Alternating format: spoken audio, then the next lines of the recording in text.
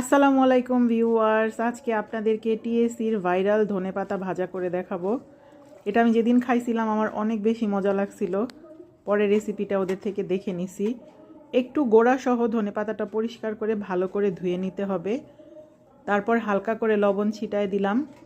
এরপরে রেগুলার যে বেসন আছে আমরা রমজান মাসে যেটা দিয়ে ভাজা পোড়া করি, সেটা সব মশলা দিয়ে ভালো করে গুলে ওটার মধ্যে ধনেপাতাটা ডুবিয়ে একটু এক্সট্রাটা যেটা থাকবে সেটা ছেঁকে নিয়ে ডুবো ডুবো গরম তেলে ভেজে নিতে হবে মুচমুচা করে।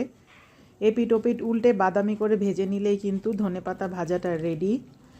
যেহেতু শীতের দিন, ফুলকপি, গাজর, আলু বেসন দিয়ে ভাজবো, একসাথে সব কিছু মিলিয়ে খাবো।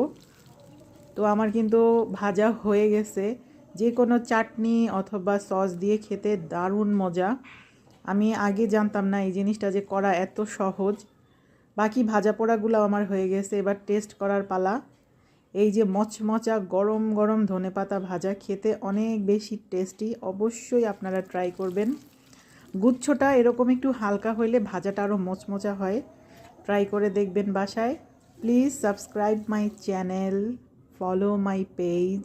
ভালো থাকবেন সবাই। আল্লাহ হাফেজ।